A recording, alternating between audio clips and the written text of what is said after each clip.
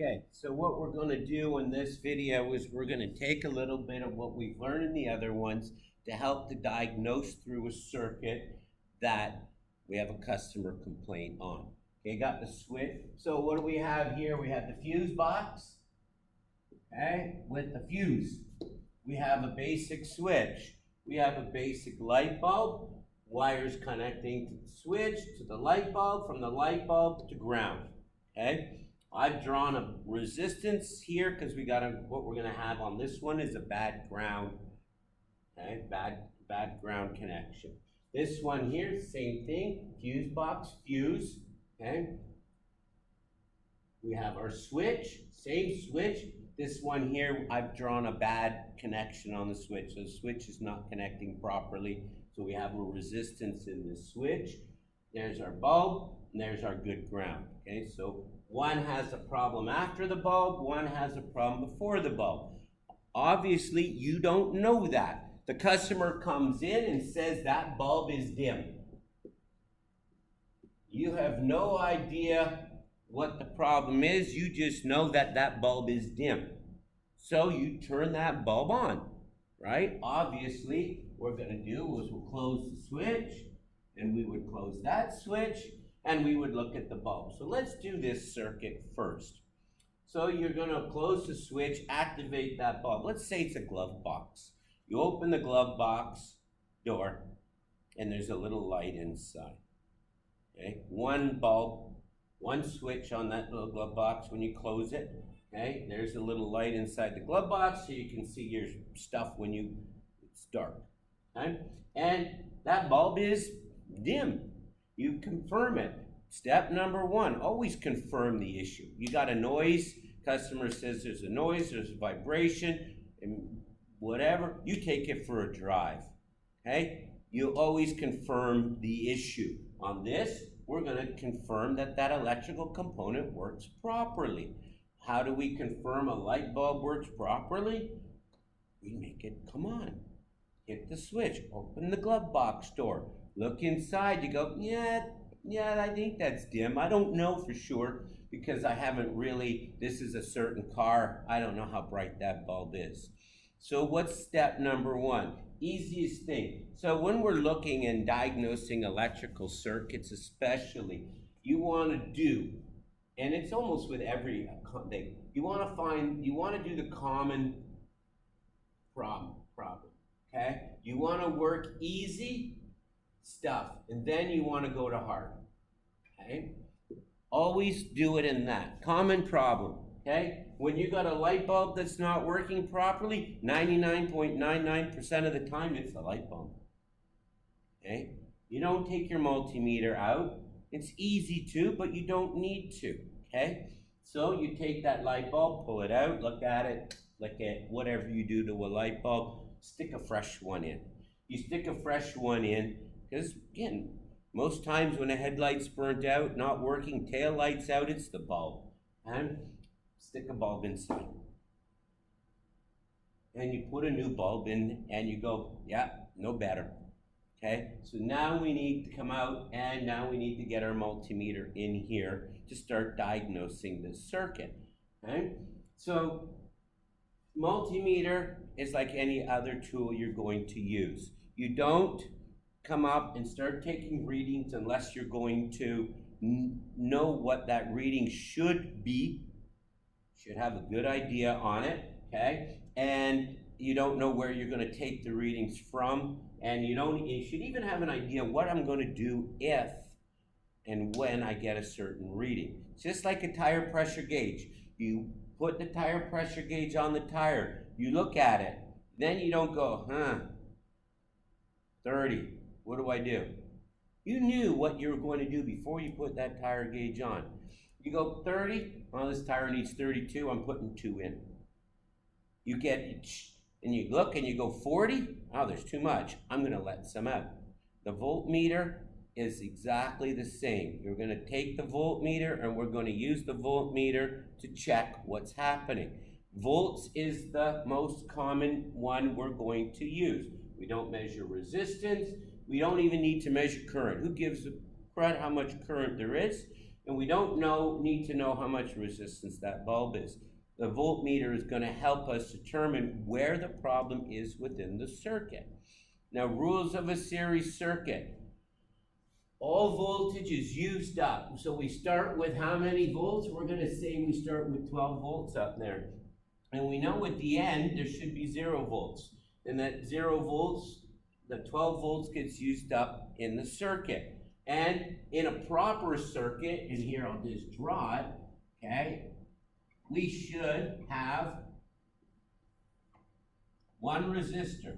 There's only one resistor inside that circuit. That's how it's supposed to be. But obviously, we have a faulty circuit. We should start with 12. We should end up with 0. The one load, one consumer, uses up all the voltage. That's how we can help determine where it is. So we're going to take our multimeter. Here I got a nice clamp-on one, okay? And it works the same. It still has our 2 leads, okay? And we're going to take our 2 leads. So I'm just going to take the leads without the meter. Okay? Just like we've learned before. Voltmeter takes the reading here, takes the reading here, and displays the difference. We are to put this across the top of the battery. We're going to read 12 on the positive, 0 on the negative. 12 minus 0 is 12. It's going to give us our voltage. So we're going to do what I call a point voltage check. Point voltage check for a basic electrical problem is one of the easiest things to do. Okay? It's going to help determine where our problem is. So we know we should have 12 volts at this point. That's from what we've learned before. So we're going to put our red lead here. The ground, the black one, needs to go where there's going to be guaranteed 0 volts. So the best place to put it's on the battery. If we can put it on the battery, stick it on a ground somewhere, you know, the door striker, some bolt, figure out where we have a good ground. So we're going to put the red on the positive, black on the good ground. Okay, we know the ground is good here. We've scratched it, made sure that's a good ground. We're going to read a reading here. There's no issues in this portion of the circuit. We know that because we're going to get a point voltage reading. Now I'm going to draw it like this. Okay, so our red goes here. Our black goes to the best known ground we can find. Whether it's the battery, whether it's a body component, don't scratch Buddy's fender to try to get a good ground. They don't like that, okay? And we're going to read a voltage. We're going to read the voltage that comes to this point. And we're going to get 12 because there's no problems. We didn't know there's no problems. That 12 reading tells us that there is no problem. Whatever the supply voltage is at the battery, we're going to get full supply voltage to this bulb. And this we've already talked about. So we get 12. 12 tells us that everything this way is good. Okay? Then what's next? We're going to go to the other side of the bulb. Now this bulb needs to be on and connected. No on, no connected, no voltage. So this bulb is going to be going dim. Right? This one's nice and bright. It works. This one here is dim too. Okay? That if you disconnect the bulb, this doesn't work. You have to do this with the bulb, consumer connected, ready to go. So here we should have 12, and here it should use up all the voltage. So if we did this one, we would get 12, we get 0. And we know everything works just hunky-dory. Here, we're going to get another number. Because we've got a resistance in the circuit, now I've told you there's a resistance there, but we're going to get a number, and honestly, we don't really care what that number is. We're sticking our red lead there, our black lead goes to the good known ground. We're going to get a number that is greater than 0. What is it? It could be 11, it could be 10, it could be 5, doesn't matter what that number is. That number is greater than 0. Because there's a resistance here, that's going to tell this we need to have some voltage left over to go through that resistor. So this number is going to be greater than 0. So we've replaced the bulb, we've taken our voltmeter, we've gone 12, this is good. We get a number that's greater than 0 here. We're supposed to get 0, but we don't. We get a number that's greater than 0. That tells us there's a fault in the circuit this way. Okay? Now, unless you've worked on this electrical system before, which you haven't, 99.9% of the time you never have, or more, okay? You have no idea where that wire goes. You know it's going to ground because electrical theory says we need power, we need a load, we need ground. You know that's going to the ground, but you don't know where. It could go to a little bolt or a screw in an eye connector. It could go into a splice connector somewhere in the harness. Heck, it could go all the way back to the battery. We don't know. So what do you need to get? You need to get your wiring diagram. Okay? The wiring diagram tells you where that wire goes. You don't take a engine apart, a transmission apart without the shop manual. Don't try to do excessive diagnosis without the wiring diagram. But what we have found is 12 says the front is good, 0 says the bottom is bad. So when we pull out that wiring diagram, we can already eliminate a huge portion of it. Everything that's happened here in the diagram, we don't need to look at it. Who gives a crud where that wire comes from, where the switch is, and anything? We could take that wiring diagram, and this wire, who knows where this stuff goes?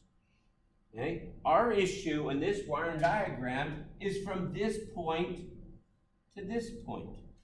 So that's all you need to look at. We've already, by doing 2 quick measurements, and I've been on this for 11 minutes, 12 minutes, this should have taken you 2 minutes.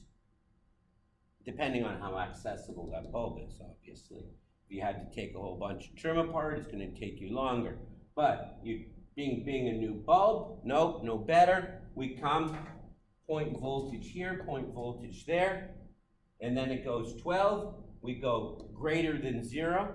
Who cares? Again, it could be 11, it could be 2. Doesn't matter. We know our fault is this one. Okay?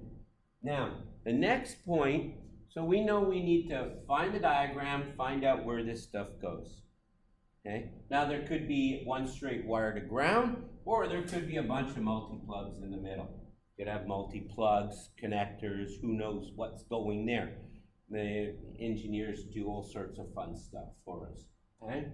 So, common is the light bulb. Easy. When I say easy, I mean it's easy access stuff.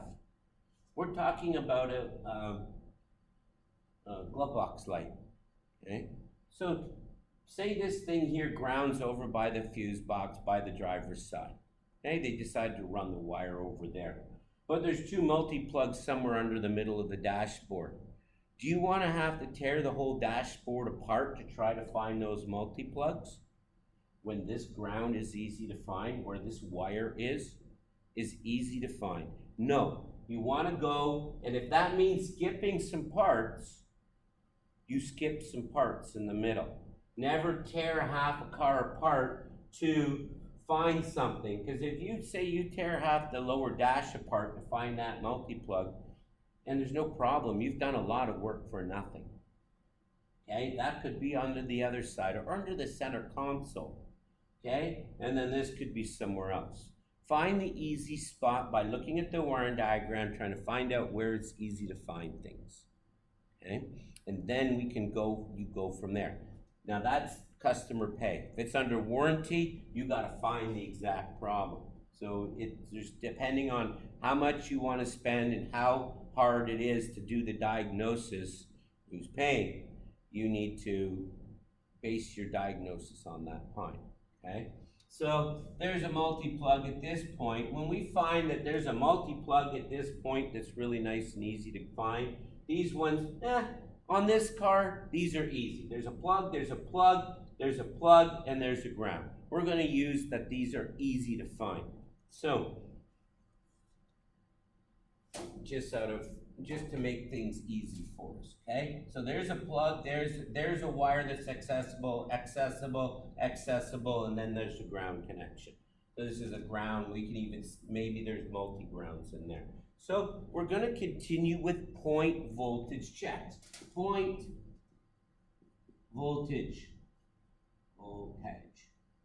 check, okay? So that means, this is my words, I've never seen it elsewhere. There's probably other people who talk of something similar, but we're measuring the voltage at a single point. We're measuring the voltage at a single point.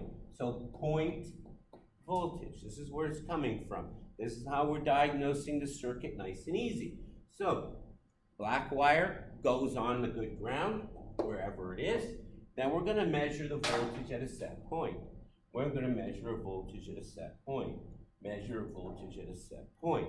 And we're looking for, what are we looking for? 0. Because we're gonna have 0 volts after the resistor. Okay? And we're gonna continue until we find our 0 problem. So we do a point voltage check at this spot here. Okay? And guess what we're gonna get here? The exact same number we got there. We're gonna get that greater than 0 number. We do a point voltage check at this spot, okay? Since there's no resistors in between these spots to use up any voltage, that number is going to stay the same. So if you got, we'll say here, let's give it 6. We're gonna get 6 there, we're gonna get 6 there. If the number doesn't change, there's no problem. That means there's no resistance to use up any of that voltage that we found at that point. Right? But when we get to this one here, since we've gone past our problem, and again, we can see it on the board, but you can't see it on the car. This could be something inside. You're not seeing it. We found 0. So we've gone from 6, or any number that's greater than 0, our problem number, to 0.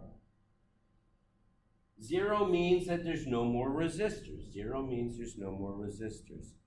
So the problem, there's no problem between here and here because our voltage didn't change. There's no problem here to here because our voltage didn't change. But between here and here, our voltage went from what we said, 6 to 0. So that means our problem is between that point and that point. And that helps us break our system down. We don't need to measure resistance. We don't need to measure voltage drop. Measuring point voltage is easier than trying to measure voltage drop. Okay, I find. Okay, our voltage drop here would be 0, our voltage drop there would be 0, our voltage drop there would be 6.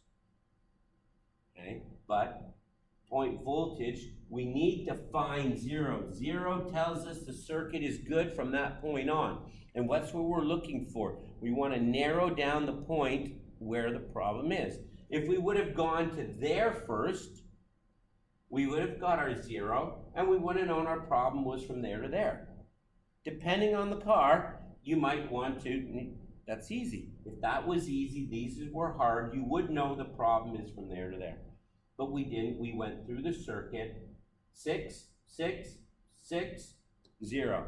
So we now know our problem is between that last 6 and our 0. And now you could do your repair accordingly. You can find that wire, snip it, remove it, snip this one, run a fresh wire. We can run a fresh wire. If it's customer pay, you don't want to spend a fortune, okay, tearing apart a car to fix a wire for a glove box. Customer don't want that. They'll say, I'll get a flashlight or use my phone instead. If it's warranty, you need to find that wire, cut it, and repair it. So you're going to do a repair based upon what your shop says you're going to do. Okay? But we've narrowed it down. We have that spot in the wire diagram. We know exactly where that problem is, and we're going to fix that problem. Okay? 12 volts here tells us the front of the circuit is good. A number greater than 0 after tells us our problem is this portion. The wire diagram helps us narrow down. Again, we've narrowed down, we've gotten rid of half the circuit. We know by that 12, the battery is good. Don't check the battery. We know the fuse is good. We know the switch is good. We know all the wires up until the bulb are good, because we've got the supply voltage at this point.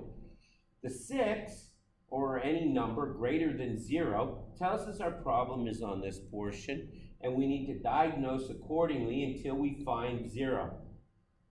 Whether we do test, test, test, okay, again, easy, common, light bulb, easy, these were easy to find, and then we do hard.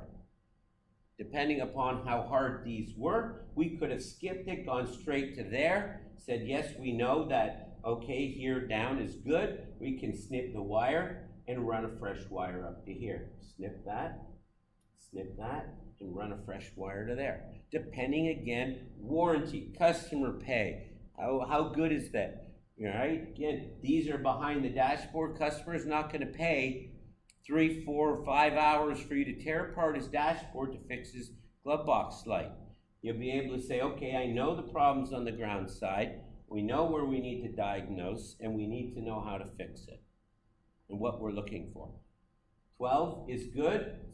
Greater than 0 is bad. This helps us diagnose the circuit correctly. Okay? Now, circuit number 2. Again, customer complains his glove box light is no good. It's too dim. Common problem. Common on a light bulb is a light bulb. You open up the glove box, you look at the light, you go, yep, it's dim. Pull out the bulb, look at it, flick it, whatever you do, stick a new bulb in. Confirm that it's the easy part, okay? We got that. We replaced that bulb. It's very easy to do, and it is the most common problem. So we get rid of our common issue right there. You'd be really silly to pull out your multimeter and everything if it's just the bulb. Bulb is quick, bulb is easy, okay? When we put the new bulb in, we notice that it's still dim. Customer complaint, dim bulb, dim bulb. We know that new bulb, that 194 bulb, should be this certain brightness. We don't have that certain brightness, okay? So we do know that there's an electrical problem in the circuit, okay? What are we going to do? A point voltage check. Easiest thing to do. It's a point voltage check. Best test to do, because it helps us not to determine where the problem is, where it helps determine where the problem is. So point voltage check at the power side. What are we supposed to get here? We're supposed to get 12. 12. 12. We should get 12. But we don't. We get a number that is less than 12. It could be 11 or it could be 1.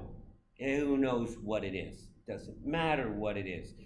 What matters is that it's less than 12. And that less than 12 number tells us there is a problem this way. We got a problem towards the positive side. By knowing there's a problem to the positive side, we can start to diagnose the circuit, but stop.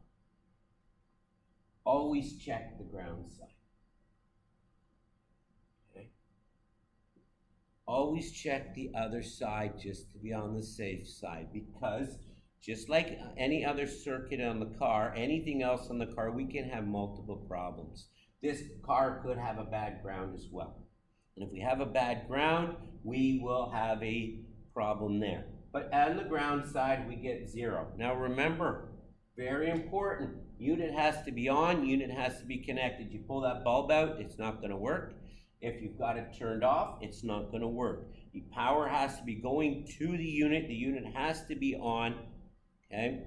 Okay, so connected, and power turned on. If this was a wiper motor, the switch needs to be turned on. The wiper motor may not be moving, but the power's got to be going to the wiper motor. It's a heater fan, the heater fan needs to be turned on. You need to click it to the switch, click it to 2 or 3 or 4. You need to click to confirm you have it on. Any unit needs to be turned on, okay?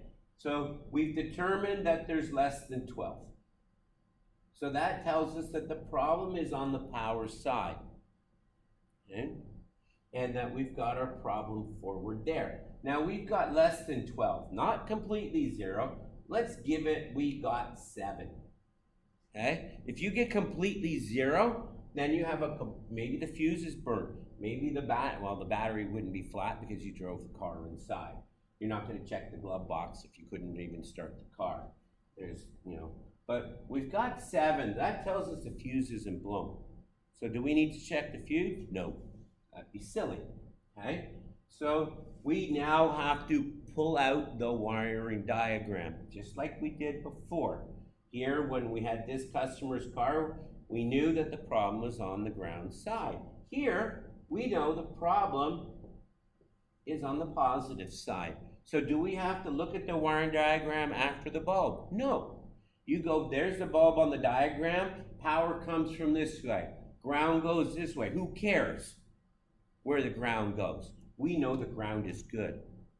We don't care where it goes. We don't need to look at that. We just go straight to the diagram, and we go straight towards the positive side. Okay? So we know we've got 12 or 7, less than 12. We're going to start to move forward. And we know there's our switch, okay? There's our fuse box. We can have a problem anywhere between here. We could have a problem. Problem could be right at the fuse, a bad connector going into the fuse. Who knows where the problem is? We don't. I know because we've drawn it there, but the problem is somewhere forward in the circuit, and we need to start moving forward in the circuit to find it.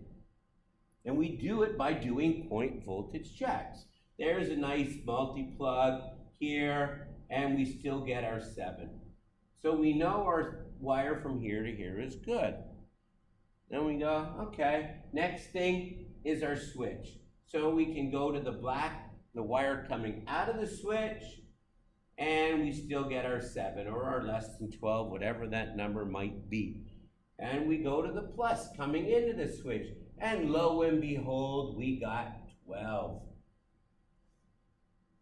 We get 12 going into the switch, we got 7 coming out of the switch. Where's our problem? Inside that switch. As we started working our way forward through the circuit, we have less than 12, less than 12, less than 12, 12. These two numbers are the same, so there's no problem in here. These two numbers are the same, there's no problem in here. But now we go from that same bad number to 12. So we know the problem is in between those two numbers. Whether it's a switch, whether it's a multi-plug, whatever it is, we know the problem is in between the 2 points that go from the low number to 12. And once we find our 12, then we know that's where our problem is. And on this one, it was the out and the in of the switch. So we go, yeah, 7, yeah, 12, good, problem's in there, pop the switch out, put a new switch in, and it works. You can even bridge the wire if you want and see if the light bulb comes on good. Disconnect the switch, plug in, just take a jumper wire, go, and the light should go bright, and you go, woohoo, found the problem. Okay? So on the positive side, we are looking for 12. We want to have 12 here, but when we get less than 12, we need to start working our way through the circuit until we find 12. And at that spot, from where the number goes from poor to 12, we know between those last two is where we're going to have our problem. And then we'll fix that problem and everything is going to work good. Now, just a quick one, is this on the thing? Yes. Here we're going to draw the same diagram, okay? There's our switch, okay? Actually, I'll keep this switch closed, okay? There's our bulb, okay? And then there's our ground, okay? And I told you, always check for 12 and always check for 0, all right? If you say we had a resistance here and we had a resistance here at these 2 points, and you went to here and you went, oh, 7. Problems up here, you start to fix, you find, you fix, and you expect that bulb to work just great, but it doesn't. It's still not good. That bulb is not really as bright as it should be. You go, fix the problem. I now got 12 here, but it still doesn't work, and you're scratching your head and going, but you never checked here. If you have a problem down here, and say at this point you got 4 by measuring here, you go, uh-oh. Now you gotta go back, you gotta find this either for free or go back to the customer and get more approval to do more work, to spend more money on his glove box light. Tell me a customer that's gonna be happy. Who likes to do that? Nobody. So always check for 12, okay? We always want our 12 and we always want our 0. These are our good numbers, okay? Always check your 12, always check your 0. Don't just stop as soon as you find a bad one. Always double check you have another one. So you would go, I got a 7, I got a 4, uh-oh, we got a problem. We could have a common problem, okay? A lot of times, let's rub this out. We're gonna draw this circuit, and what I've seen on some cars is this wire comes down, goes through a multi-plug, goes out to the bulb, and it may go back through that multi-plug on its way to ground. Used to have this, side marker lights did this often. One's in the bumper or out on the fender, you had a side marker light, and it was a pigtail harness that would plug into the main harness at this multi-plug here, and we'd have water rot in here. The weather packing would go and you would have a bulb not working or very dim. So if this bulb is dim, you don't know this is here because you haven't checked the wiring diagram, but you get 7 and you're 4, okay, doing your point voltage checks. So you've got a problem before, you have a problem after. So now you know you have 2 problems. When you pull up your wiring diagram, okay, common and easy. Now we're looking for a common, easy problem. And you pull up the wire diagram and you see that both the positive and the negative are going through the same spot. And you go, I'm gonna look for that spot because I got a problem on the positive and problem on the negative. Odds that you got a bad switch and a bad ground are slim. So you go to this multi-plug. You pull it, you look it out, you pull it out, you pull it down, you maybe disconnect it, take a look at it, you see water's gotten in there and it's all rotted out and it's no good. And you go, well, that is gonna cause a problem on both sides. You can even check. You can get your 7 and then you'll get your 12 here. And you're here, you'll get your 4 and then there you get your 0. You can do your measurements. But when you're looking at a multi-plug, it never hurts just to pull the darn thing apart and take a look inside. Pull it apart and touch it and the wires fall apart. There's a lot of corrosion and you go, yeah, that's gonna possibly be my problem. So you can clean that up, fix it, and then take your measurements again. Common, bulb, easy, easy. Find the easy spots where you might have. And here we got a common spot for those 2 issues that might be easy to fix, okay? Don't go tearing the car apart to find a hard spot when you got some easy spots to look at first, okay? Always easy. Always look at the easy stuff. A lot of times, easy stuff, because you've done this, you brought the car in, you've checked it with the multimeter, you know there's a problem, wiring, not a bulb. If there's some really easy stuff, once you pull the wiring diagram up, you might be able to check it before you even go to the customer. Just say, okay, look, we got a wiring problem. It's gonna take me this long to fix it. You can pull up the wiring diagram, and a good estimate on how to check it is also built on that wiring diagram. You know, if these wires are going everywhere throughout the car, under the carpet, under the back seat, under the center console, blah, blah, all the way through, it could be a long diagnosis. And you may have to quote a bigger number. If this wire goes from here to ground and it's only this long, and there's a screw ground just out of your view that you can't see, but you find it when you look at the wiring diagram, you could make the diagnosis shorter, or even check and repair it before you go to the customer. Yeah, I fixed it. Took me this long. Get the car off your hoist, get something better on the car, right? Same thing with this. You pull the wiring diagram out, you go, oh, look, there's a multi-plug. Just, oh, I didn't see it. You pull the bumper, the inner liner out, you pull it down, you go, oh, look, there's my problem. You can do a quick repair, a quick jump. You can measure your 12 and your 0, and you go, yeah, we got it. It's right there. It's going to take me, I've been in the car for, this long, and you go, okay, 2 hours. However long you think it's going to take to do the repair properly, okay? Because if the weather path is gone, you don't want to twist the wire and tape it. You want to do a decent job so it's not going to come back, okay? So using your 12 and your 0 that you need to find is how you're going to diagnose your basic electrical problems. It may not work with computers and whatever, but later on we can get into the more complex stuff. 12 and 0. We got 12, our front is good. Okay, 12 front is good. 0 means back is good. Okay, 12 front is good. A number greater than 0 means the back, the ground side is bad. Here, less than 12 says the front is bad. 0 says the ground is good. Okay, this is how we're going to do our checks through the circuit. Now, we're gonna draw 2 quick ones, okay, that are gonna be a couple exceptions to the rule. So here's our switch, there's our bulb, okay, there's our ground. Okay? We're gonna have 2 exceptions to it, well, not exceptions, 2 rules, okay?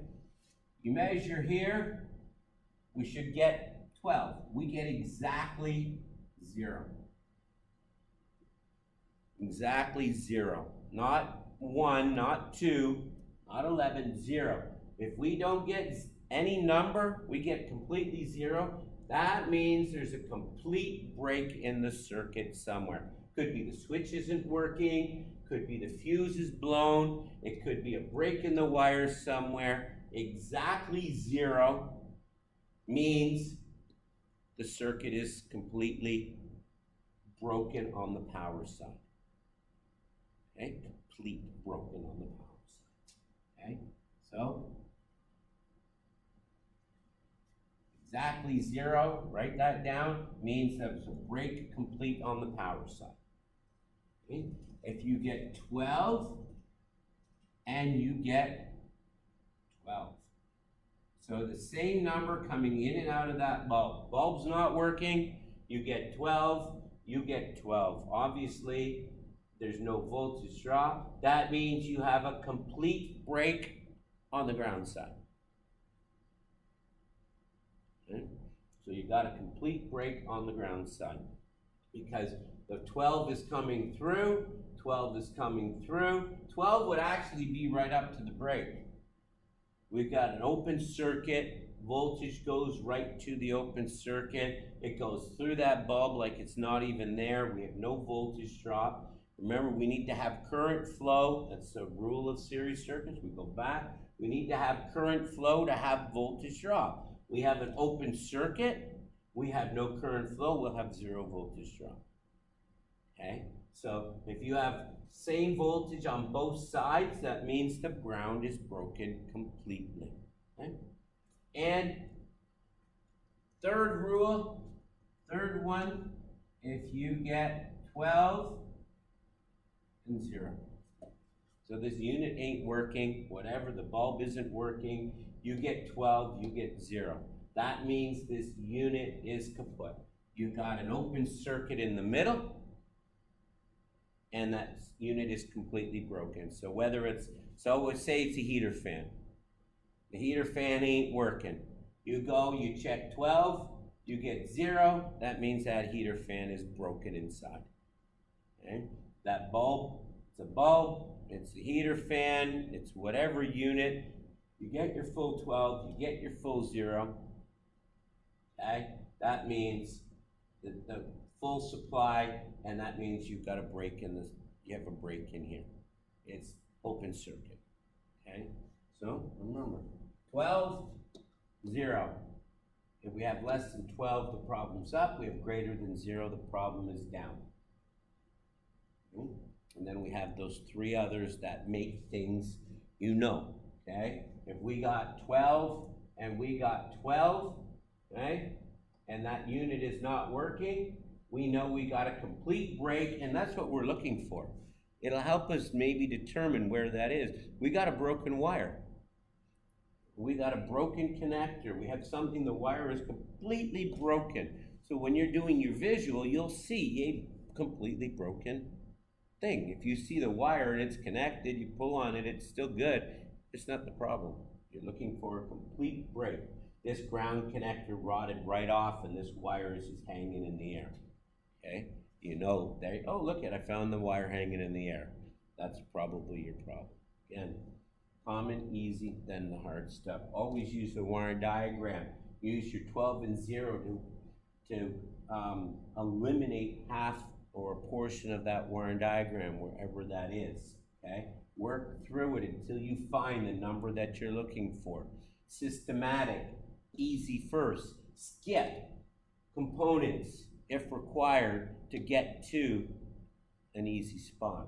Don't tear half the car apart looking for 12 when you can find that connector easy, and these ones are really hard. Okay? It's what you have to do. 12 and 0 point voltage checks.